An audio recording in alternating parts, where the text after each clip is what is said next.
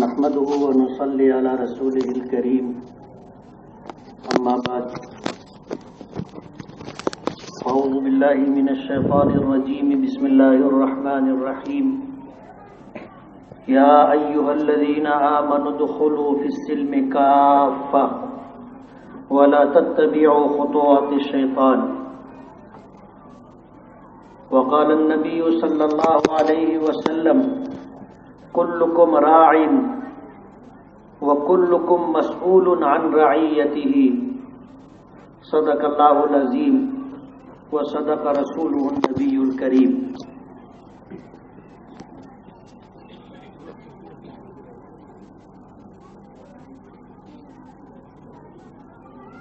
آج کے اس اصلاح معاشرہ کے صدر محترم محلے ہی کی نہیں بلکہ ہمارے شہر کی معروف بزرگ شخصیت جناب خورشید سر صاحب اسٹیج پر تشریف فرما مولانا اسجد ندوی عمران اسجد ندوی ماسٹر شکیل صاحب قاری صاحب میرے بزرگوں دوستوں ماں اور بہنوں،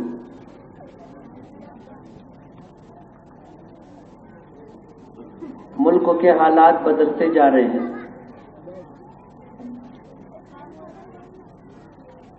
اور اسلام اور مسلمانوں کے خلاف سرکار کی کارروائی بڑھتی جا رہی ہے۔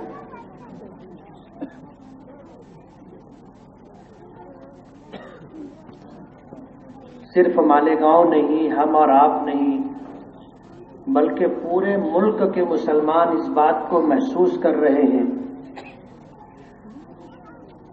کہ آج کے موجودہ حالات میں اسلام کو درپیش خطرات کچھ اس طرح کے ہیں کہ ماضی میں نہیں تھے۔ اگرچہ یہ سچی بات ہے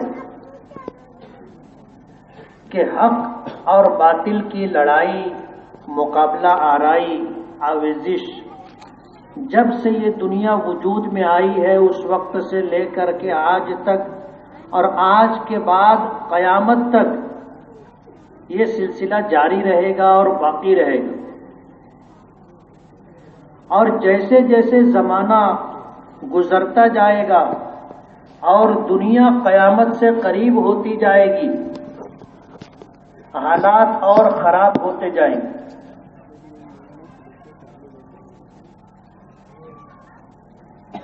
جب یہ دنیا وجود میں آئی تھی، حضرت آدم علیہ نبینا علیہ الصلاۃ والسلام کو اللہ پاک نے اس دنیا میں بھیجا، اتارا، مائی حوا کو اتارا، آپ کو اولاد کی نعمت عطا کی۔ اسی وقت سے کچھ اس طرح کے کام شروع ہو گئے تھے کہ حضرت آدم علیہ الصلاۃ والسلام کی اولادوں میں ایک بیٹے کا نام حابیل تھا، ایک بیٹے کا نام قابیل تھا۔ دونوں میں ایک مسئلے کو لے کر کے، ایک سماجی بات کو لے کر کے دشمنی پیدا ہوئی اور پھر ایک بھائی نے دوسرے بھائی کو قتل کر دیا۔ حابیل کو قابیل نے قتل کر دیا۔ تو دنیا کے وجود کے ساتھ ہی یہ حق اور باطل کی آویزش رہی، مقابلہ آرائی رہی۔ آپ آج سے 1400 سال پیچھے اگر جائیں گے تو یہ بات آپ کو سمجھ میں آئے گی کہ ہمارے آقا جناب رسول اللہ صلی اللہ علیہ وسلم جن حالات میں تشریف لائے تھے وہ حالات آج کے مقابلے میں انتہائی سخت تھے۔ پورا مکہ، پورا جزیرۃ العرب ایک طرف، اور یہ وہ لوگ تھے جو بتوں کی پوجا کیا کرتے تھے، اور اس پوجا میں بھی ہر کام کے لیے انہوں نے الگ الگ بت مان رکھے تھے۔ بارش فلاں دیوتا برسائے گا، اناج फला देवता उगाए गा, सूरज फला देवता निकालता है, चांद फला देवता निकालता है, औलाद फला देवता देता है। यानी अपनी जरूरत और अपनी तकाज़ों, अपने जितने तकाजे हैं उन तमाम तकाज़ों और जरूरतों की तकमील के लिए अलग अलग देवी देवता तय किए गए थे। और अल्लाह का जो घर तौहीद का घर था, जिसे तौहीद के आलम बरदार हजरत इब्राहीम अलैहिस्सलातु वस्सलाम ने तामीर फरमाया था, जब बुत परस्ती आई तो उस तौहीद के घर को बुतों से भर दिया गया।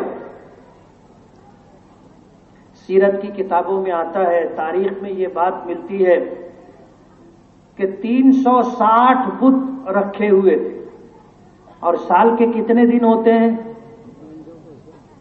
बोलो ना, 360।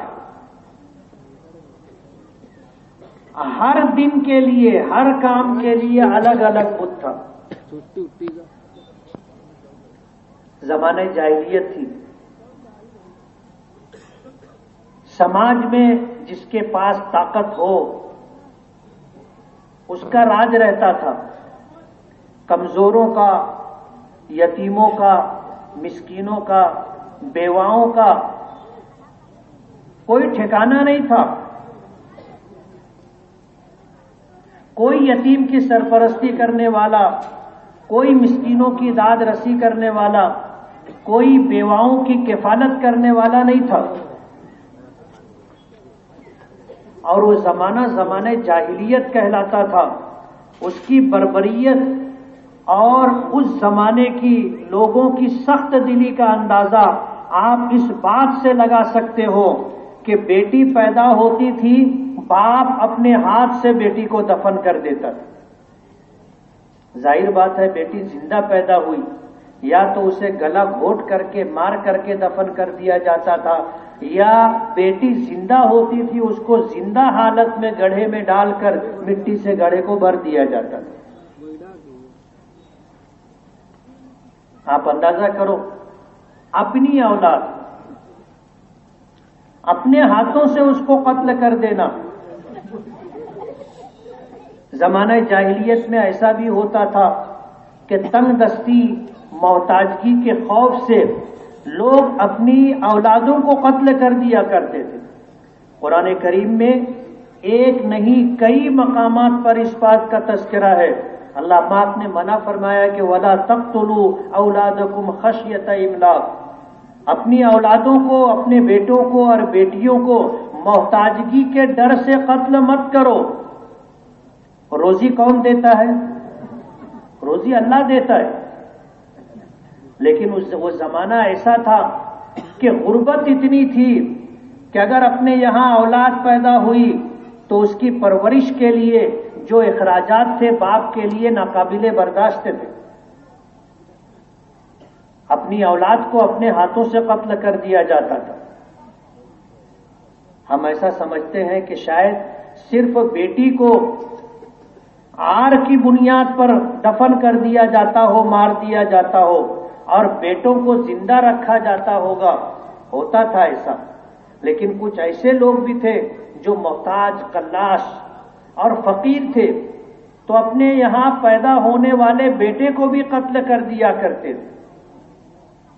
ये था जमाने जाहिलियत।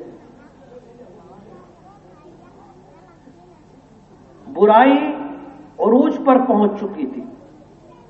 हमारे आका जनाब रसूलुल्लाह सल्लल्लाहु अलैहि वसल्लम को अल्लाह पाक ने मबूस फरमाया, आप इस दुनिया फानी में तशरीफ लाए। आपकी तशरीफ आवरी से पहले मक्का मुकर्रमा हो और इसी तरह जजीरतुल अरब हो और दुनिया के बहुत सारे इलाकों में मुहय्यरुल उकूल वाक़यात पेश आए। यानी ऐसे वाक़यात पेश आए कि दुनिया हैरान हो गई। दुनिया हैरान हो गई। अब्राहा ने बैतुल्लाह पर हमला किया था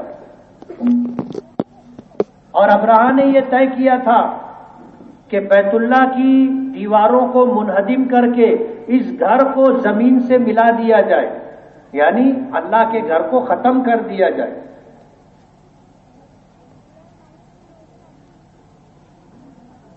ہاتھیوں کا ایک بہت بڑا لشکر لے کر کے آیا تھا، اور بیت اللہ کو منہدم کرنے کا اس کا اپنا پروگرام تھا۔ مکے والوں میں اتنی ہمت اور طاقت نہیں تھی کہ اس کے لشکر کو روک سکتے۔ بڑی تیاری کے ساتھ آیا تھا، اور اس کے ہراول دستے میں آگے ہاتھیوں کی قطار تھی۔ مکے والوں میں مقابلے کی ہمت اور طاقت نہیں تھی۔ ابرہہ کے لشکریوں نے، اس کی فوج میں شامل فوجیوں نے، جس کے بھی اونٹ چرتے ہوئے نظر آئے سب کو انہوں نے پکڑ لیا۔ جن اونٹوں کو پکڑا گیا تھا اس میں آپ صلی اللہ علیہ وسلم کے دادا عبد المطلب کے بھی اونٹ تھے۔ جب عبد المطلب کو معلوم ہوا کہ ابرہہ نے اور ابرہہ کے لشکریوں نے میرے اونٹوں کو پکڑ لیا ہے، تو آپ ابرہہ کے پاس پہنچے، اور ابرہہ کے پاس پہنچ کر کے اپنے اونٹوں کا تقاضا کیا۔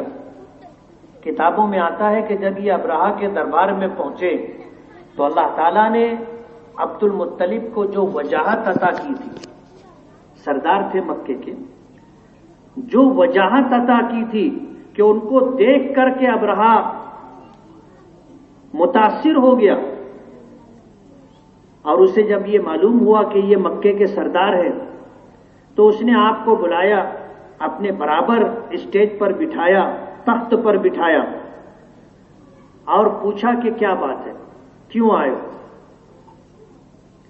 اس کا گمان یہ تھا کہ یہ مکے کے سردار ہیں تو یہ مجھ سے منت کریں گے، سماجت کریں گے، درخواست کریں گے، روئیں گے، گڑ گڑائیں گے کہ اللہ کا یہ گھر ہے، اس کو منہدم نہ کیا جائے۔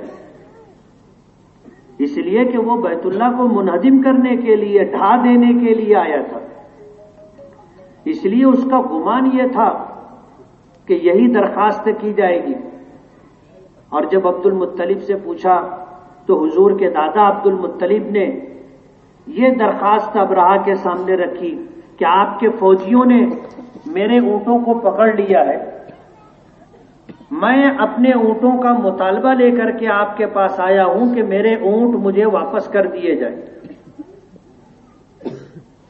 ابرہہ کو حیرت ہوئی، اس لیے کہ اس کا گمان تو یہ تھا کہ میں بیت اللہ کو منہدم کرنے کے لیے، کعبہ کو ڈھا دینے کے لیے آیا ہوں، یہ مکے کے سردار ہیں تو یہ مجھ سے گزارش کریں گے کہ آپ ایسا نہ کریں، لیکن انہوں نے بیت اللہ کی کوئی بات نہیں کی، انہوں نے آ کر کے اپنے اونٹوں کا مطالبہ کیا۔ تو ابرہہ نے کہا کہ میں تو سمجھتا تھا کہ آپ بیت اللہ کو منہدم نہ کیا جائے ایسی درخواست لے کر کے آئے ہوں گے۔ عبد المطلب نے جو جواب دیا تھا وہ جواب یہ تھا کہ انا رب الجمال، میں اونٹوں کا مالک ہوں، اس لیے میں اپنے اونٹوں کا مطالبہ لے کر کے آیا ہوں، اور وہ گھر جسے کعبہ کہا جاتا ہے وہ بیت اللہ ہے، اللہ کا گھر ہے، اور اس گھر کا مالک اللہ ہے، وہ اپنے گھر کی حفاظت کرے گا۔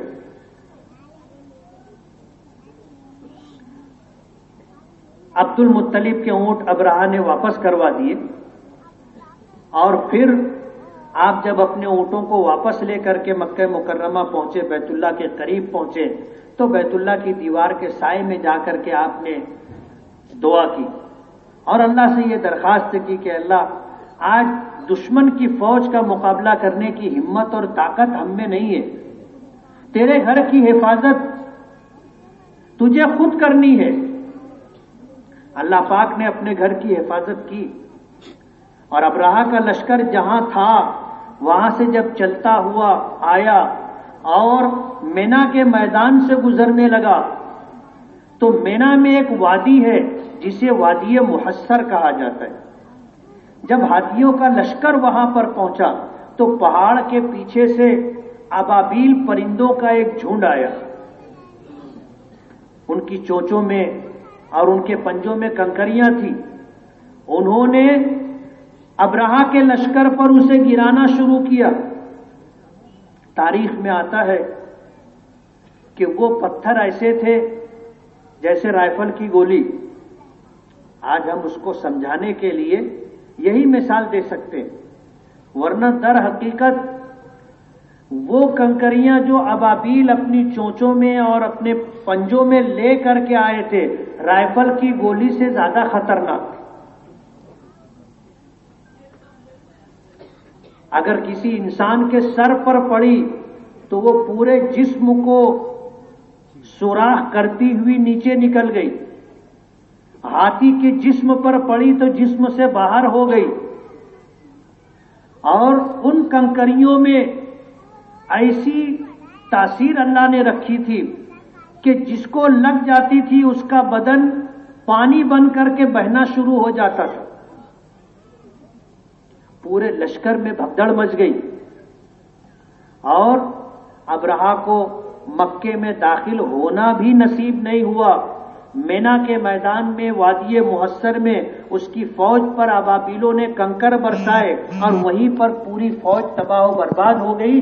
ابرہہ کے ساتھ بھی یہ معاملہ پیش آیا کہ اس کو بھی کنکری لگی، اور جب یہ اپنی تباہ فوج لے کر کے واپس جا رہا تھا یمن، تو یمن پہنچنے سے پہلے راستے میں اس کا انتقال ہو گیا۔ اور اس حالت میں انتقال ہوا کہ جیسے جیسے وقت گزرتا جا رہا تھا اس کے جسم سے ایک ایک عضو الگ ہوتے جا رہے تھے، خود بخود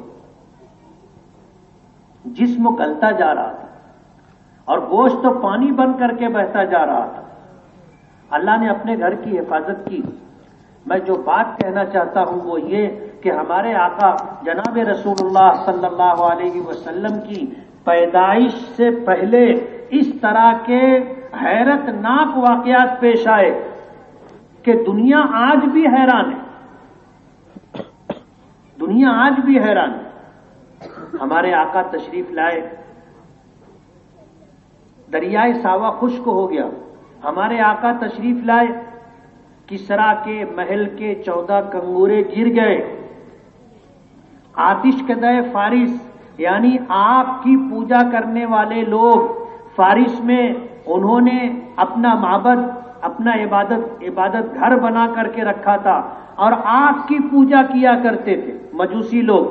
تو آگ جو جل رہی تھی وہ 1000 سال سے جل رہی تھی، 24 گھنٹہ جلتی تھی، کبھی بجھی نہیں۔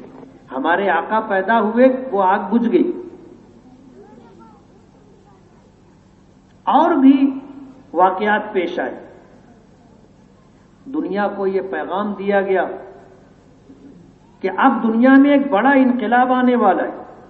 ہمارے آقا تشریف لائے، 40 سال کی عمر گزری، اللہ نے آپ کو نبوت عطا فرمائی، آپ نے لوگوں کے درمیان توحید کا پیغام دینا شروع کیا کہ یا ایھا الناس قولوا لا الہ الا اللہ تفلحوا، اے لوگوں کلمہ پڑھ لو کامیاب ہو جاؤ گے۔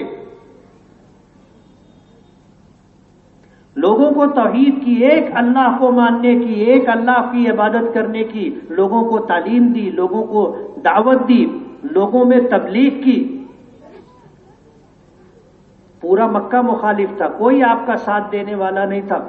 تاریخ میں جو بات آتی ہے، سیرت میں جو بات ملتی ہے کہ سب سے پہلے آپ کے ہاتھ پر ایمان قبول کرنے والی، آپ کی بات کو تسلیم کرنے والی آپ کی بیوی حضرت خدیجۃ الکبریٰ رضی اللہ تعالی عنہا تھی، جو سب سے پہلے حلقہ بگوش اسلام ہوئی تھی۔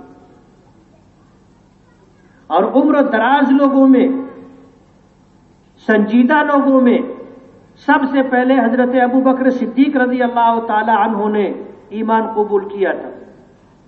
غلاموں میں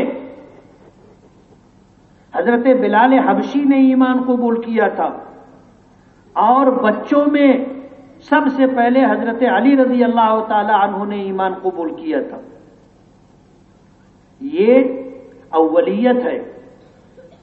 نیکی کے کام میں سبقت کرنا، سب سے پہلے آگے بڑھنا، یہی وجہ ہے کہ نبی کریم صلی اللہ علیہ وسلم کے ہاتھ پر اولین ایمان قبول کرنے والوں کو اللہ نے جو مقام دیا، بعد میں ایمان قبول کرنے والوں کو وہ مقام نہیں ملا۔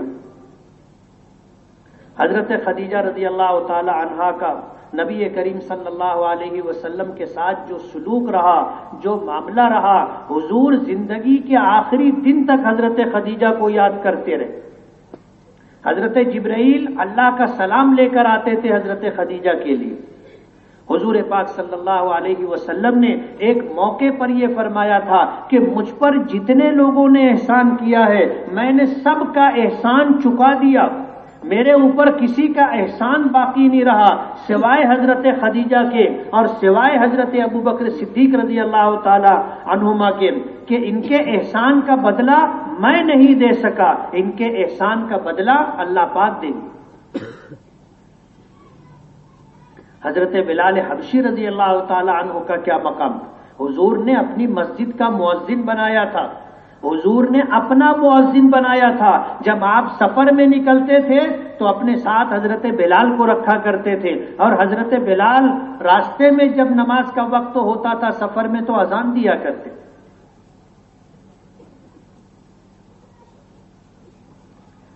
حضور جب معراج میں تشریف لے گئے اور معراج میں جنت جب آپ نے دیکھی، جنت میں گئے، جنت دیکھی، واپس آئے تو آ کر حضرت بلال سے پوچھا تھا کہ بلال تمہارا وہ کون سا عمل ہے کہ میں نے تم کو جنت میں اپنے ساتھ پایا، جنت میں میں نے تمہاری آہٹ، تمہارے قدموں کی چاپ سنی، میں چل رہا تھا مجھے ایسا لگ رہا تھا کہ تم بھی میرے ساتھ ساتھ چل رہے ہو، تو تمہارا کون سا ایسا عمل ہے کہ تم جنت میں بھی میرے ساتھ میں تھے؟ حضرت بلال رضی اللہ تعالی عنہ رونے لگے، اور یہ رونا کسی غم کی وجہ سے نہیں تھا بلکہ یہ خوشی کے آنسو تھے۔ اور انسانی زندگی میں کبھی کبھار کسی کے ساتھ اس طرح کے حالات پیش آتے ہیں کہ آدمی خوشی کے مارے رونے لگ جاتا ہے، ورنہ رونا دکھ، مصیبت، تکلیف کی وجہ سے ہوتا ہے۔ آدمی یا تو بیمار ہو یا مصیبت زدہ ہو یا حالات سے دوچار ہو یا صدمے سے نڈھال ہو تو روتا ہے، لیکن کبھی انسانی زندگی میں ایسا موڑ بھی آتا ہے کہ خوشی کی زیادتی کی وجہ سے آدمی رونے لگ جاتا ہے۔ حضرت بلال رضی اللہ تعالی عنہ رونے لگے اور کہا کہ اللہ کے رسول میرے پاس کوئی بہت بڑا عمل تو نہیں ہے، لیکن ایک عمل کا جس کا میں اہتمام کرتا ہوں وہ یہ کہ میں ہمیشہ باوضو رہتا ہوں۔ جب میرا وضو ٹوٹتا ہے میں وضو کرتا ہوں، اور جب وضو کرتا ہوں تو میں 2 رکعت نماز تحیۃ الوضو پڑھتا ہوں۔ اب آپ بتاؤ یہ عمل کتنا معمولی ہے؟ وضو ٹوٹا کسی بھی وجہ سے، آپ نے وضو کیا 2 منٹ میں وضو ہوگا، اور وضو کر لینے کے بعد 2 رکعت نماز پڑھنی ہے تو اس میں کتنا وقت لگے گا؟ ہماری 2 رکعت 2 منٹ والی ہوتی، برابر ہے نا؟ ہم لوگ ایسے گھڑی دیکھتے ہیں کہ 5 منٹ ہے تو ہماری 4 رکعت سنت ہو جاتی ہے، 2 منٹ 3 منٹ میں ہماری 2 رکعت نفل تحیۃ الوضو پڑھی جا سکتی ہے۔ حضرت بلال نے جب نبی کریم صلی اللہ علیہ وسلم کے سامنے اس بات کو رکھا تو حضور نے انکار نہیں فرمایا کہ بلال تمہارا یہ عمل تم کو جنت میں نہیں لے جا سکتا، بلکہ حضرت بلال نے جب یہ بتایا کہ اللہ کے رسول نماز تو سب پڑھتے ہیں میں بھی پڑھتا ہوں، روزہ سب رکھتے ہیں میں بھی رکھتا ہوں، قرآن کریم کی تلاوت سب کرتے ہیں میں بھی کرتا ہوں، تہجد پڑھتے ہیں لوگ میں بھی پڑھتا ہوں، سنتوں کا اہتمام، نوافل کا اہتمام سب کرتے ہیں میں کرتا ہوں، لیکن میری سمجھ سے ایک ایسا عمل جو میں کرتا ہوں شاید وہ اسی عمل کی برکت ہے کہ میں جنت میں آپ کے ساتھ تھا کہ میں 24 گھنٹہ باوضو رہتا ہوں، 24 گھنٹہ باوضو۔ آج لوگ پریشان ہے، اور پریشانیاں مختلف وجہوں سے ہیں۔ کوئی روٹی روزی سے پریشان ہے، رزق کی تنگی ہے، اور کوئی اولاد سے پریشان ہے، کوئی بیوی سے پریشان ہے، کوئی شوہر سے پریشان ہے، کوئی پڑوسی سے پریشان ہے، کوئی جنات و شیاطین سے پریشان ہے، کوئی بیماری سے پریشان ہے، کوئی قرض سے پریشان ہے۔ اس طرح کے حالات ہیں ہمارے ساتھ۔ تجربہ بتاتا ہے لوگوں کا کہ اگر آدمی ہمیشہ باوضو رہنے کا اہتمام کرے، اور حضرت بلال کا یہ عمل کہ جب وضو کرے وضو کے بعد 2 رکعت نماز تحیۃ الوضو پڑھ لے، اللہ پاک اس کے دنیا اور آخرت کے مسئلوں کو حل فرمائے۔ میرا ایسا ماننا ہے کہ ہمارا سب سے بڑا مسئلہ خاتمہ بالخیر کا ہے، برابر ہے نا؟ ہمارا سب سے بڑا مسئلہ کہ اللہ نے دنیا میں بھیجا، الحمدللہ ایمان کی دولت عطا کی، الحمدللہ حضور کا امتی بنایا، قرآن کریم کی دولت نعمت عطا کی، اللہ پاک نے بے شمار نعمتیں عطا کی، لیکن ظاہر بات ہے حضور نے فرمایا کہ جب جانا ہو دنیا سے روانگی کا وقت ہو تو ایمان پر خاتمہ ہونا چاہیے۔ وہ واقعہ سنا ہے نا، ہلاکو خان چنگیز خان کا پوتا تھا۔ چنگیز خان کو تو سبھی جانتے ہیں، ظلم و بربریت میں اس کا بھی ایک نام ہے۔ اس نے جب بغداد فتح کیا تھا تو انسانی کھوپڑی کا سروں کا مینار بنایا تھا۔ کتنے لوگوں کو قتل کیا ہوگا کہ ان کا سر جمع کرتے کرتے ایسے مینار بنایا تھا اس نے۔ انتہائی ظالم شخص تھا، اور اس وقت جو مسلمان تھے سب اس سے ہارے ہوئے تھے، کسی میں مقابلے کی ہمت نہیں تھی۔ اس کا پوتا تھا ہلاکو خان، وہ شکار کے لیے گیا تو پہلے سے اعلان کروا دیا تھا، ڈھنڈورا پٹوا دیا تھا کہ جنگل میں کوئی بھی نہ آئے، ہم شکار کے لیے جا رہے ہیں۔ شکار کے لیے اپنے لاؤ لشکر کے ساتھ گیا، اور جنگل میں جانے کے بعد اس نے دیکھا کہ ایک بوڑھا آدمی جا رہا ہے۔ اس کو بہت غصہ آیا کہ ہم نے ڈھنڈورا پٹوایا تھا، بستی بستی میں اعلان کروایا تھا کہ کوئی بھی جنگل میں نہ آئے، پھر اس کی ہمت کیسی ہوئی جنگل میں آنے کی؟ فوجیوں کو بھیجا کہ اس بڈھے کو پکڑ کے لاؤ۔ اس کے فوجی گئے، اس شخص کو پکڑ کر کے لایا گیا۔ تو بادشاہ، ظاہر بات ہے بادشاہ تھا، اس نے پوچھا کہ بڈھے تجھے معلوم نہیں کہ ہم شکار کے لیے آنے والے ہیں؟ ہم نے ڈھنڈورا پٹوایا تھا اور بستی بستی اعلان کروایا تھا کہ جنگل میں کوئی نہ آئے، تمہاری ہمت کیسے ہوئی جنگل میں آنے کی؟ تم کیسے آئے؟ تو اس بوڑھے شخص نے جواب دیا کہ میں مسافر آدمی ہوں، میں آس پاس کا رہنے والا نہیں ہوں، میں دور دراز مقام کا رہنے والا ہوں، مجھے آپ کے اعلان کی خبر نہیں تھی، مجھے معلوم نہیں تھا، میں سفر کرتا ہوا جا رہا تھا، تب جنگل سے گزر رہا تھا۔ جواب اتنا معقول تھا کہ وہ کوئی سزا نہیں دے سکتا تھا، لیکن کہتے ہیں نا کہ جب ظالم کی نیت خراب ہوتی ہے تو پھر اس طرح کے سوالات ہوتے ہیں کہ جواب نہیں ہو تو سزا دینے کے لیے جواز پیدا ہو جائے۔ تو اس نے پوچھا کہ بڈھے یہ بات بتا، میرا یہ کتا، جو اس کے ساتھ شکاری کتے تھے، کہا کہ میرا یہ کتا اچھا ہے، افضل ہے، یا تو افضل ہے؟ اب ظاہر بات ہے جواب کچھ بھی دو، سزا ملنی ہے۔ اگر یہ کہہ دے جواب میں کہ جہاں پناہ تمہارا کتا افضل ہے، تو بادشاہ اس پر بھی بگڑ جائے گا کہ تو انسان ہے، میں انسان ہوں، کتا کیسے افضل ہو گیا؟ یعنی تو یہ کہنا چاہتا ہے کہ کتا مجھ سے افضل ہے، سزا دینے کے لیے جواز پیدا ہو گیا۔ اور اگر یہ جواب دیا جاتا کہ وہ تو کتا ہے، میں انسان ہوں، میں افضل ہوں. تو وہ کہتا کہ میرے کتے سے تو افضل کیسے ہو گیا؟ اس کی نیت تھی سزا دینے کی. جب پوچھا کہ بتا کتا افضل ہے یا میں افضل، تو بڑے میاں نے جواب یہ دیا کہ جہاں پناہ بادشاہ سلامت، اگر میرا ایمان پر خاتمہ ہو گیا تو میں اچھا ہوں، اور اگر میرا ایمان پر خاتمہ نہیں ہوا تو یہ کتا مجھ سے 1000 گنا زیادہ افضل. اب جواب تو اس کے وہم و گمان میں نہیں تھا کہ ایسا جواب آئے گا.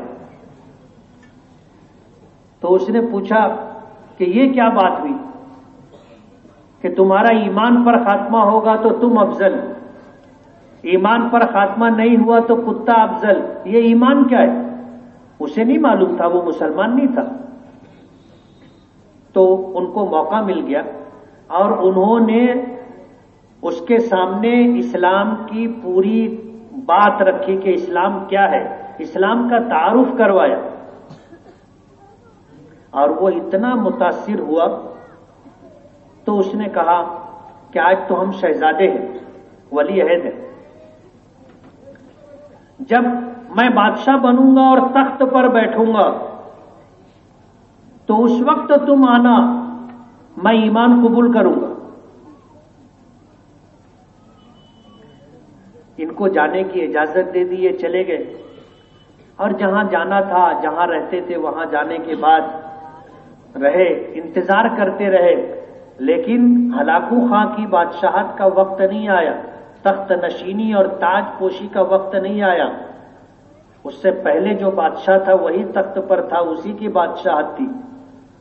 ان کے انتقال کا وقت قریب آ گیا تو اپنے بیٹے کو وصیت کی کہ دیکھ میرے ساتھ ایسا واقعہ پیش آیا تھا، اب جب یہ ہلاکو خان بادشاہ بنے گا، میرے تو جانے کا وقت آ گیا ہے، اگر میں نہیں رہا تو تم اسے جا کر کے اس واقعے کو یاد دلا کر کے اسے ایمان کی دعوت دینا. انتقال ہو گیا. پھر ہلاکو خان جب بادشاہ بنا تو اس کے کچھ دنوں کے بعد پھر مرحوم کا بیٹا وہاں پہنچا، انہیں اس واقعے کو یاد دلانے اور اسلام کی دعوت، ایمان کی دعوت دینے کے لیے. لیکن ظاہر بات ہے بڑے لوگوں کے دربار میں سب کی رسائی نہیں ہوتی، سب نہیں جا سکتے. آج اگر کوئی ہمارے وزیر اعلیٰ سے ملنا چاہے تو سب نہیں مل سکتے، کسی کسی کو موقع ملتا ہے. اور پرائم منسٹر سے ملنا چاہے تو اور مشکل، صدر جمہوریہ سے ملنا چاہے تو اور مشکل. اس لیے یہ گئے، ملاقات نہیں ہو پا رہی تھی، دربار میں ان کو گھسنے ہی نہیں دیا جا رہا تھا. ایک دن گزرا، 2 دن گزرے، ہفتے گزرے، 15 دن گزرے، مہینہ گزرا، پریشان ہو گئے. جب کچھ سمجھ میں نہیں آیا تو ایک تدبیر کی کہ رات کے اخیر وقت میں محل کے قریب جا کر کے انہوں نے اذان دی، اللہ اکبر اللہ اکبر. آج کی اذان سے مسلمان نہیں اٹھتا، فجر کی اذان ہوتی ہے تو مسلمان نہیں اٹھتا، لیکن انہوں نے اذان دی تھی تو ہلاکو خان اٹھ گیا تھا. ہلاکو خان اٹھ گیا اور اس کو بہت غصہ آیا کہ کس نے آ کر کے اس طرح چلا کر کے ہماری نیند خراب کی. اس نے حکم جاری کیا کہ پکڑ کے لایا جائے. گرفتار کیا گیا اور پھر دربار لگنے کا انتظار کیا جانے لگا. جب دربار لگا تو اس کو مجرم کی حیثیت سے اس کو پیش کیا گیا. تو ہلاکو خان نے پوچھا کہ تم نے آ کر کے چلا کر کے ہماری نیند کیوں خراب کی؟ تو اس نوجوان نے جواب یہ دیا کہ میں آپ سے ملنا چاہتا تھا، آپ کے دربار میں آنا چاہتا تھا، لیکن آپ کے پہرے دار اور آپ کی فوج کے لوگ مجھے دربار میں آنے نہیں دے رہے تھے اور مجھے آپ سے ملنا تھا. تو اس نے پوچھا کہ تم میرے دربار میں کیوں آنا چاہتے تھے اور مجھ سے کیوں ملنا چاہتے تھے؟ تو انہوں نے وہ پورا واقعہ جنگل والا یاد دلایا اور کہا کہ وہ میرے والد تھے، میرے باپ تھے، ان کا انتقال ہونے لگا تو انہوں نے مجھے وصیت کی تھی اور یہ ذمہ داری دی تھی، میں اسی وصیت کو پورا کرنے کے لیے اور وہ ذمہ داری نبھانے کے لیے آپ کے پاس آیا ہوں۔ تو ہلاکو خان نے کہا تھا کہ میں تو جب سے تخت پر بیٹھا اس وقت سے تمہارا انتظار کر رہا ہوں۔ انہوں نے اسلام پیش کیا، ہلاکو خان نے اسلام قبول کیا۔ جو لوگ اسلام کو ختم کرنے کے لیے آئے تھے، مسلمانوں کو مٹانے کے لیے آئے تھے، اللہ نے ان کے ذریعے سے اسلام کو طاقت، قوت، شطوت، عظمت عطا کی۔ اقبال نے کہا تھا نا اسی پورے واقعے کے پس منظر میں کہ ہے آیا فتنہ تاتار کے افسانے سے، پاسباں مل گئے کعبے کو صنم خانے سے۔ اللہ نے ایمان کی دولت دے دی اور اس نے جو ہے کعبے کی حفاظت کا انتظام کیا۔ تو اصل چیز ایمان پر خاتمہ ہے۔ جو انہوں نے بڑے میاں نے کہا تھا کہ اگر میرا ایمان پر خاتمہ ہو گیا تو میں افضل ہوں، کتے سے اچھا ہوں، اور اگر میرا ایمان پر خاتمہ نہیں ہوا تو کتا مجھ سے 1000 گنا افضل۔ ظاہر بات ہے کہ جب ایمان پر خاتمہ نہیں ہوا تو آدمی ہمیشہ ہمیشہ جہنم میں رہے گا، ہمیشہ ہمیشہ جہنم میں رہے گا۔ اس لیے ہمارا سب سے بڑا مسئلہ ایمان پر خاتمہ ہے کہ مرنے کے وقت دل میں ایمان اور یقین ہو، اور اگر ہماری زبان پر ہو لا الہ الا اللہ، یا ہماری زبان پر ہو اشہد ان لا الہ الا اللہ واشہد ان محمدا عبدہ ورسولہ، تو ہماری تو نکل پڑی، دنیا میں آنے کا مقصد پورا ہو گیا۔ حضور پاک صلی اللہ علیہ وسلم لوگوں سے کہتے تھے یا ایھا الناس قولوا لا الہ الا اللہ تفلحوا، کہ لوگوں ایمان قبول کر لو، جنت میں چلے جاؤ، کامیاب ہو جاؤ۔ پورا مکہ مخالف تھا، کوئی آپ کی بات سننے کے لیے، ماننے کے لیے تیار نہیں تھا، لیکن آپ جدوجہد کرتے رہے، کوشش کرتے رہے، تھوڑے تھوڑے لوگ ایمان قبول کرتے رہے، اور یہ سلسلہ چلتا رہا، اور 23 سال کے عرصے میں دنیا میں اتنا بڑا انقلاب آیا کہ اس انقلاب سے پہلے حضرت آدم کے زمانے سے لے کر کے آج آپ تک، اور آپ کے بعد آج تک، اور آج کے بعد قیامت تک ایسا انقلاب نہیں آئے گا، ایسا انقلاب نہیں آئے گا۔ حضور پاک صلی اللہ علیہ وسلم نے جن دشوار حالات کے اندر لوگوں کو توحید کی طرف بلایا، اپنی رسالت کی طرف بلایا، اچھے اعمال کی طرف بلایا، جو لوگ قبول کرتے گئے اللہ نے ان کو نوازا۔ اسی لیے تمام صحابہ کرام پوری امت میں سب سے افضل، اور اہل سنت والجماعت کا عقیدہ ہے کہ ہمارے جیسے کروڑوں اربوں انسان مل کر کے اس شخص کے مقام و مرتبے تک نہیں پہنچ سکتے جسے اللہ تعالیٰ نے اپنا قرب عطا کیا، جسے اللہ نے ولایت کا مقام عطا کیا۔ ہم سب مل کر کے ایک ولی کے مقام تک نہیں پہنچ سکتے، اور تمام اولیاء کرام مل کر کے، پوری دنیا کے اولیاء کرام مل کر کے ایک صحابی کے مقام تک نہیں پہنچ سکتے،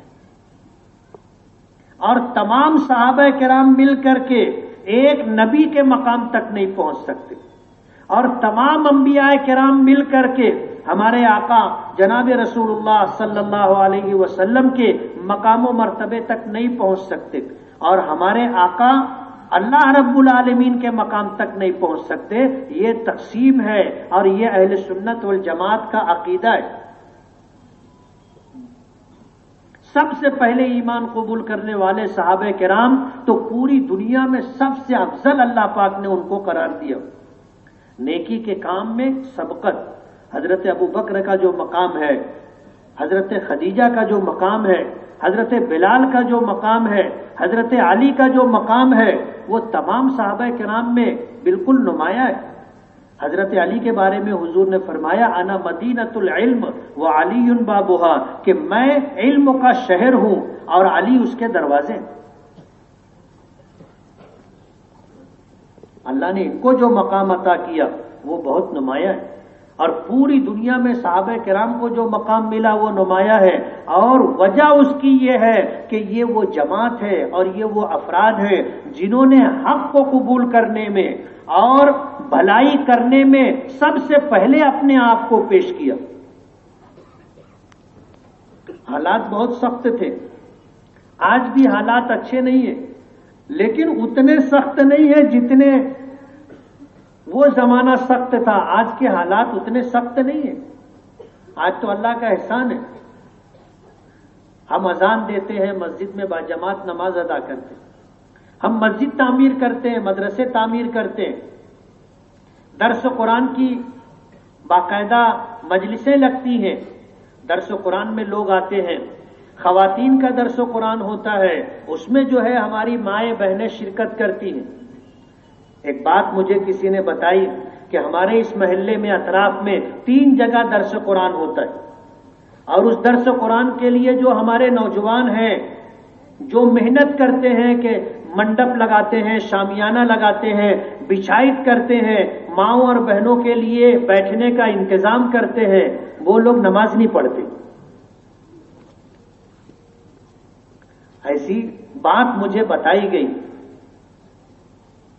اگر خدا نہ خواستہ ایسا ہے تو میں اپنے ان نوجوان دوستوں سے کہنا چاہوں گا کہ ہم جب درس قرآن کی مجلس لگاتے ہیں اور ہمارا مقصد یہ ہے کہ ہماری مائیں بہنیں قرآن پاک کی تعلیمات کو سنیں اور عمل کریں، تو ہماری بھی ذمہ داری ہے کہ ہم ایک بھلائی کا کام کر رہے ہیں تو ہم بھی سب سے پہلے نماز پڑھیں۔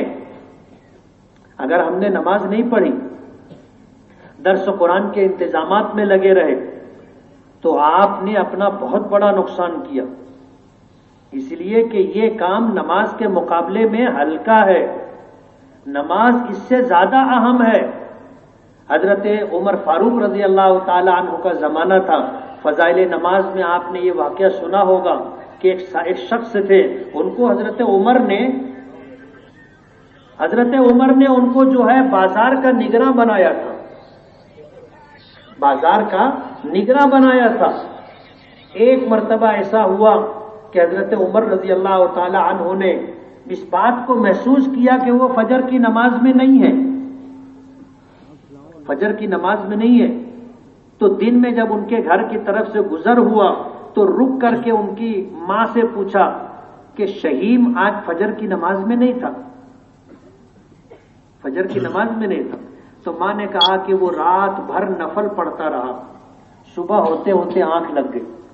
تو حضرت عمر فاروق رضی اللہ تعالی عنہ نے فرمایا کہ وہ ساری رات سوتا رہتا اور فجر کی نماز جماعت سے پڑھ لیتا، یہ اس کے لیے زیادہ بہتر تھا رات بھر نفل پڑھنے سے۔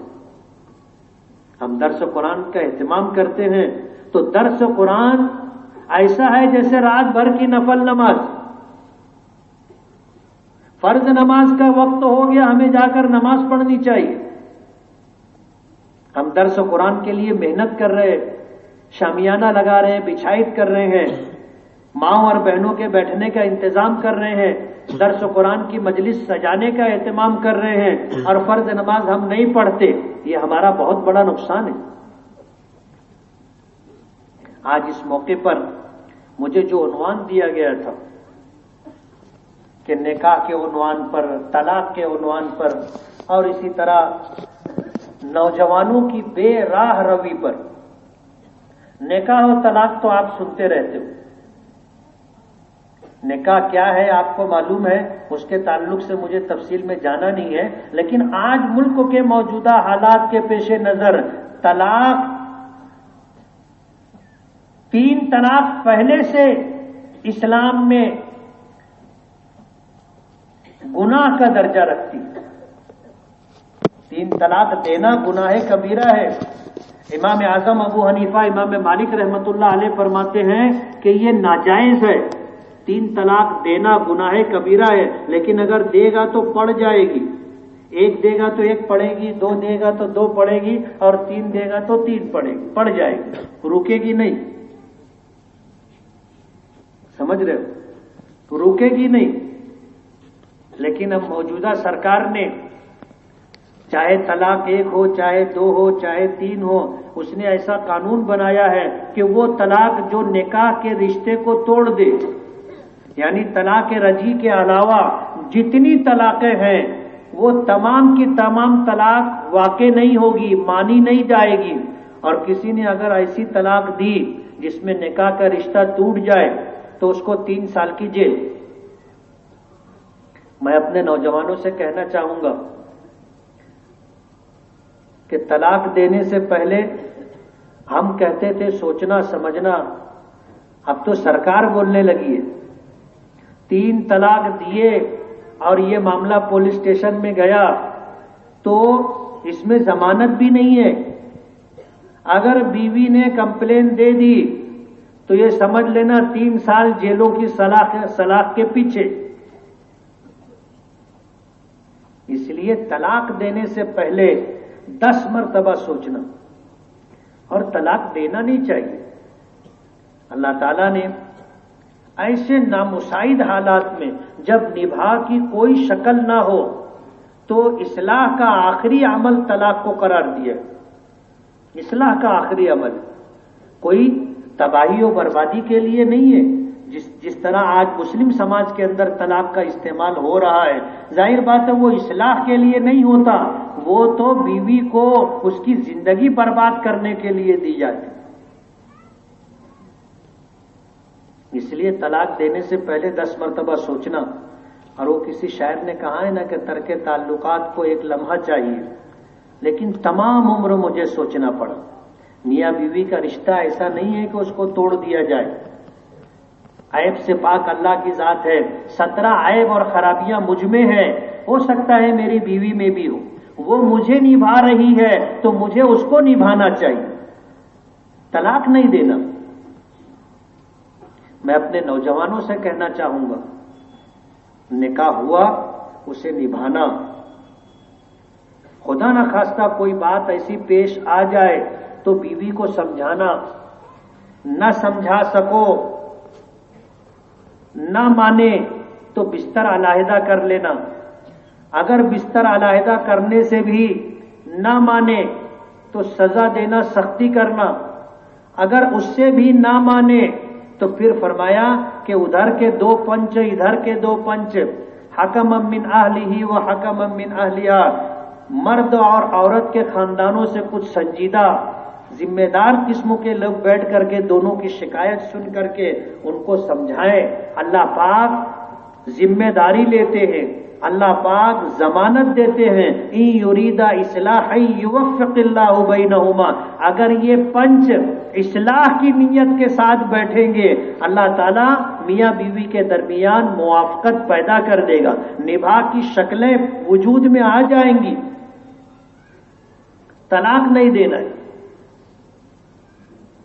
اور اگر خدا نہ خواستہ پنچوں کے ذمہ داروں کے بیٹھنے کے بعد بھی اگر مسئلہ نہ حل ہو تو دارالفتہ میں جانا، امام صاحب سے ملنا، کسی عالم سے ملنا، مشورہ کرنا، پھر کیا کرنا ہے اس کے بعد ان کے مشورے کے مطابق چلنا، ورنہ حالات اچھے نہیں۔ اور اسی کے ساتھ ایک آخری بات کہہ کر کے میں اپنی بات مکمل کروں گا کہ ایسے حالات کے اندر ہمیں کیا کرنا چاہیے۔ آج حکومت ماننے کے لیے تیار نہیں ہے، راجیہ سبھا کے اندر بل پاس نہیں ہو سکا، اسے ملتوی کیا گیا۔ اخبارات میں آپ نے پڑھا ہوگا کہ اگر آرڈیننس جاری کر دیا گیا تو یہ قانون بن جائے گا، اور موجودہ سرکار ایسا کر سکتی کہ صدر جمہوریہ کی طرف سے آرڈیننس جاری ہو جائے تو یہ قانون بن جائے گا۔ ہمیں کیا کرنا ہے؟ بس وہی ایک بات کہہ کر میں اپنی بات ختم کروں گا کہ حکومت کیا کرتی ہے جانے دو۔ اگر ہم چاہتے ہیں کہ ہم بحیثیت مسلمان روئے زمین پر باقی رہیں، اگر ہم یہ چاہتے ہیں کہ اسلام زندہ پائندہ اور تابندہ رہے تو ہم کو اسلام پر عمل کرنا پڑے گا۔ جیسے مسلمان آج ہم ہیں ایسے اسلام سے اسلام کی حفاظت نہیں ہوگی۔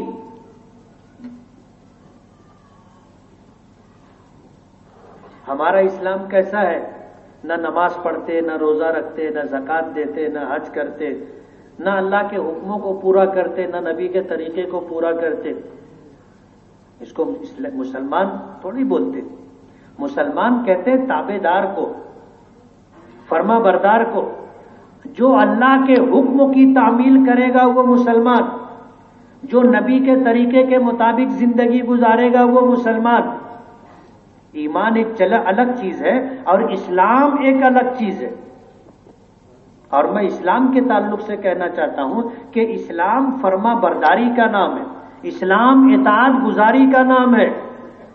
اگر ہم کو اسلام کی حفاظت کرنی ہے تو ہم کو مسلمان بن کر کے زندگی گزارنا ہوگا کہ سرکار کچھ بھی قانون بنائے، میں 5 وقت کی نماز پڑھوں گا، میں رمضان کے پورے روزے رکھوں گا، میں صاحب نصاب ہوں تو زکوٰۃ دوں گا، مجھ پر حج فرض ہے تو میں حج کروں گا، نکاح کی ضرورت ہوگی نکاح کروں گا، اور اگر طلاق کا مرحلہ آیا تو جو پروسیجر ہے وہ پورا کر کے علماء کے مشورے کے بعد میں آخری فیصلہ کروں گا۔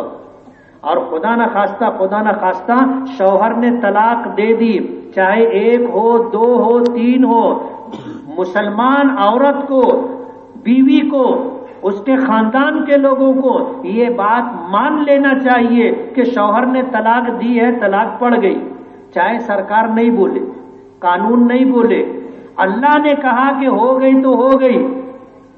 ہماری شریعت نے ہمیں بتایا کہ شوہر طلاق دے گا طلاق ہو جائے گی، 1 طلاق دے گا 1 ہوگی، 2 دے گا 2 ہوگی، اور 3 دیا تو 3 ہوگی۔ ہم کو ماننا ہے۔ اگر میں مانتا ہوں پوری دنیا نہ مانے کیا فرق پڑتا ہے؟ برابر ہے نا؟ میں اگر مانتا ہوں تو یہ میرا مسئلہ ہے، میں مانتا ہوں۔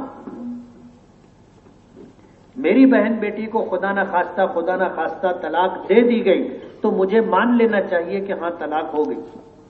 1 طلاق دی گئی تو 1 ہو گئی، 2 دی گئی تو 2 ہو گئی، اور 3 دی گئی تو 3 ہو گئی، مان لینا چاہیے۔ اگر ہم ایسا کریں گے تو ہم اپنے اسلام کی حفاظت کر سکیں گے، اور اگر ہم نے خود ہی نہیں مانا تو ظاہر بات ہے کہ نہ ماننے والا تابع دار فرما بردار نہیں کہلاتا۔ اپنے اسلام کی حفاظت ہم کو خود کرنی ہوگی۔ ہم کسی کے محتاج نہیں ہیں، اور اسلام کی حفاظت دوسرے لوگ کریں گے ایسا نہیں ہے، بلکہ اسلام کی حفاظت ہمیں خود کرنی ہے۔ میں اپنے نوجوان دوستوں سے کہنا چاہوں گا کہ اپنے آپ کو سچا پکا مسلمان بنائیں اور فخر کے ساتھ کہیں کہ میں مسلمان ہوں۔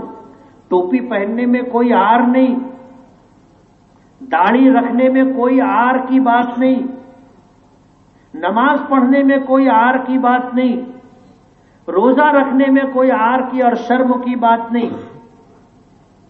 ٹوپی پہنوں، میں مسلمان ہوں، ٹوپی پہنوں گا، میں مسلمان ہوں، میرے نبی کا حکم ہے، طریقہ ہے داڑھی رکھنا، میں رکھوں گا، میں کرتا پیجامہ پہنوں گا، چاہے کسی کو اچھا لگے چاہے کسی کو برا لگے، فخر کے ساتھ کہے کہ میں مسلمان۔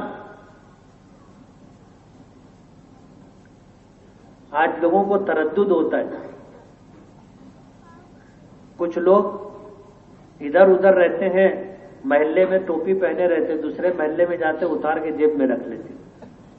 جیسے فلم بینی کے لیے جو نوجوان جب ٹاکیز میں جانا ہوتا ہے، سینما ہال میں جانا ہوتا ہے، تو ٹوپی پہن کے جاتے رہتے، جب قریب پہنچتے تو ادھر ادھر دیکھتے، پھر ٹوپی اتار کے جیب میں رکھ لیتے۔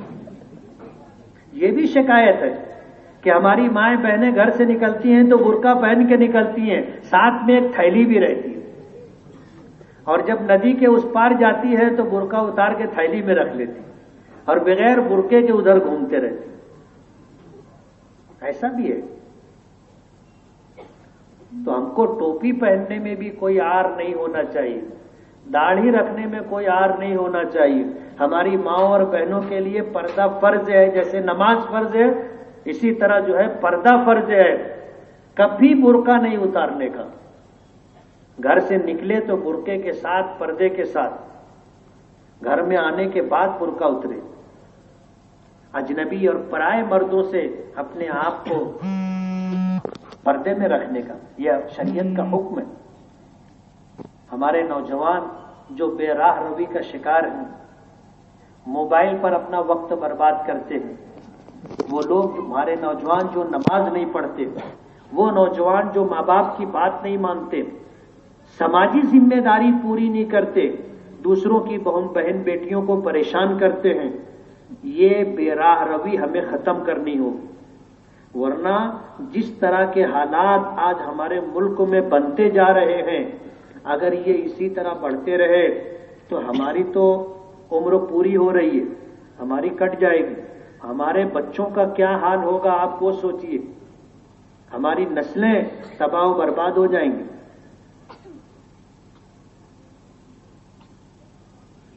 اس لیے آج کے موجودہ حالات میں حالات کو بدلنے کی طاقت اللہ نے نوجوانوں کے پاس رکھی. آج ہمارے شہر کا نوجوان اور ملک کا نوجوان اگر طے کر لے تو ہماری تعداد ہندوستان میں کم نہیں ہے. ہم ہندوستان میں 20-22 کروڑ کی تعداد میں ہیں. ہماری تعداد کم نہیں ہے اور اتنی بڑی تعداد ہے، کوئی ہمارا کچھ بگاڑ نہیں سکتا. مگر یہ کب ہوگا؟ جب ہم دین پر رہیں گے تو اللہ کی مدد ہمارے ساتھ ہوگی، اور اللہ کی مدد ہمارے ساتھ ہوگی تو پوری دنیا ایک طرف، اللہ کی طاقت کے سامنے کوئی کچھ نہیں کر سکتا اور کسی کی کچھ نہیں چلتی. اور اگر ہمارے پاس اللہ کا دین نہیں ہے تو پھر ہماری حفاظت کرنے والا کوئی نہیں. حالات آئیں گے جیسے حضور حق پر تھے، صحابہ حق پر تھے، تکلیف، مصیبت، پریشانی رہی، لیکن غلبہ ایک وقت آیا، اللہ نے اسلام کو عطا کیا، مسلمانوں کو غلبہ عطا کیا. تو حالات آئیں گے، لیکن ہم اگر دین پر ہیں تو فائنل نتیجہ جو آئے گا وہ ہمارے حق میں ہوگا. اس لیے اصلاح معاشرہ کے آج کے اس اسٹیج سے میں اپنے نوجوانوں سے یہ کہنا چاہوں گا کہ ہمیں بے راہ روی چھوڑنی ہے. ہم نے جس طرح زندگی گزارنے کے لیے طریقہ اختیار کر لیا ہے، یہ ہمارے لیے تباہی و بربادی کا راستہ ہے. ہمیں 5 وقتہ نماز پڑھنی ہے اہتمام کے ساتھ. پڑھیں گے نا؟ ہاتھ اٹھاؤ کون کون نماز پڑھے گا. 5 وقت کی نماز پڑھنے کا اللہ جزائے خیر دے. اللہ تعالیٰ استقامت عطا فرمائے. ہم اگر چاہیں گے تو سب کچھ ہوگا. جیسے ہم کو سفر پہ جانا ہوتا ہے، صبح 5 بجے نکلنا ہے، ابھی جماعت 6:30 بجے کی، لیکن ہم کو سفر پہ 5 بجے جانا ہے تو 2 ہی بجے سے آنکھ کھلنے لگ جاتی نا. کھلتی کہ نہیں کھلتی؟ آدمی اٹھ جاتا، گھڑی دیکھتا، بولے ابھی تو 2 بجے ہے، 3 بجے ہے، ابھی تو 4 بجے ہے، حالانکہ 5 بجے نکلنا ہے. آدمی اگر فکر لے کر کے سوئے گا تو فجر کی نماز کے لیے آنکھ کھل جائے گی. اور یہ فطرت ہے، سویرے اٹھنا فطرت ہے، آنکھ کھل جائے گی. آپ دیکھو جو بچہ پیدا ہوتا ہے، جب صبح صادق ہوتی ہے وہ اٹھ جاتا، چھوٹا بچہ. ہماری مائیں اور بہنیں بھی ہیں، ان کو اس بات کا بہت اچھا تجربہ ہے. جیسے ہی صبح صادق ہوتی ہے بچہ کسمسا کے اٹھ جاتا، اس کی فطرت ہے. لیکن ماں اس کو بولتی سو.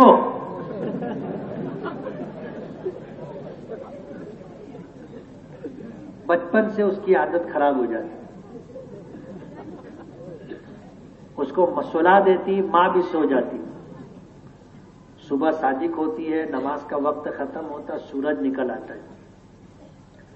اور جو لوگ صبح صادق ہونے کے بعد نہیں اٹھتے، فجر کی نماز نہیں پڑھتے اور سورج نکل جاتا تو شیطان آ کے ان کے کان میں پیشاب کر کے چلا جاتا ہے.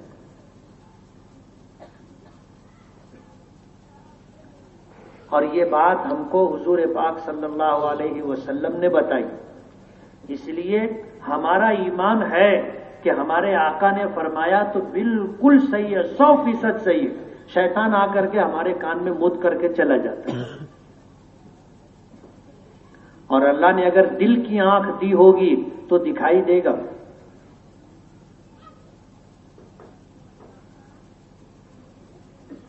اس لیے صبح سویرے اٹھنا فطرت ہے، اور رات ہو جائے تو جلدی سے جلدی سونے کی کوشش کرنا چاہیے. ہم جلدی سوئیں گے، نیند پوری ہو جائے گی، جلدی اٹھ جائے گی.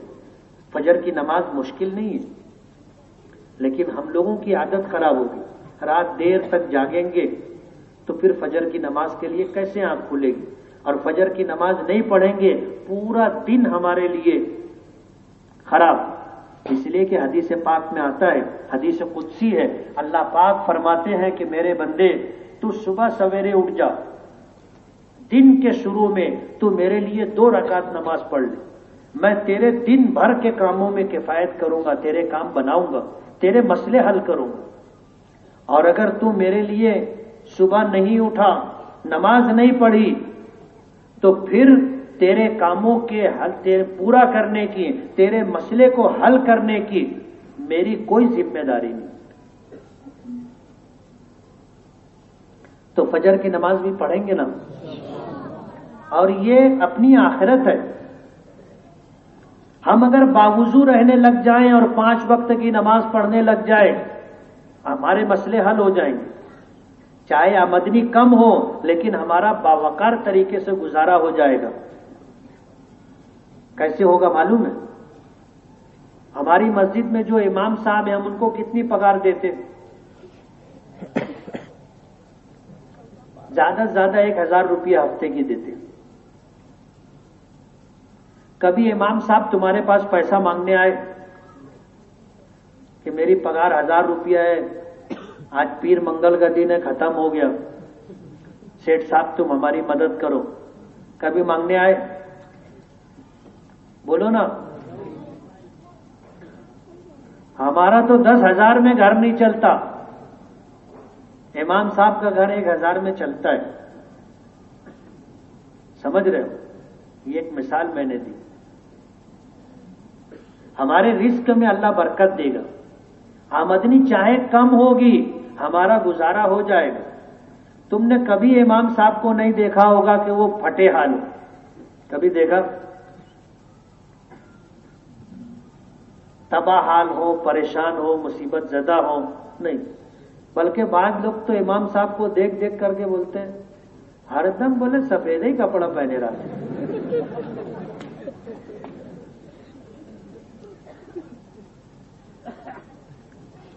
ایک دم امام صاحب ٹھیک ٹھاک رہتے، حالانکہ پگار بہت کم ہے. لیکن اگر آپ باوضو رہو گے، 5 وقت کی نماز پڑھتے رہو گے پابندی سے، جتنی روزی اللہ دے گا اس میں اللہ برکت دے گا. ہمارے سب مسئلے حل ہوں گے، سب مسئلے حل ہوں گے. اللہ غیب سے ضرورتیں پوری کرے گا. اس لیے 5 وقتہ نمازوں کا اہتمام، دین کا اہتمام، ہر حال میں دین پر استقامت، دین کا راستہ نہیں چھوڑنے کا. ہم دین پر رہیں گے، اللہ کی مدد ہمارے ساتھ رہے گی. اور اللہ کی مدد ہمارے ساتھ ہے تو دنیا کی سپر پاور طاقت امریکہ بھی ہمارا بال پیکا نہیں کر سکے. سمجھ رہے ہو؟ میں بھارت کے بارے میں نہیں بول رہا ہوں، اس سے بڑی طاقت امریکہ. اگر ہم دین پر ہیں اور مکمل دین پر ہیں تو امریکہ بھی، روس بھی سپر پاور طاقت ہونے کے باوجود ہمارا کچھ بگاڑ نہیں سکتی. ہمارے ساتھ اللہ کی مدد ہے. یہ کرنا ہے ہمیں. اگر ہم دین اپنی زندگی میں لے آئے، اپنے گھر میں، گھر والوں میں دین لے کر کے آ گئے، ہمارا مسئلہ حل. دین پر استقامت، اللہ سے مانگو بھی اور دین پر قائم رہنے کی کوشش بھی کرو. اللہ تعالی ہمیں عمل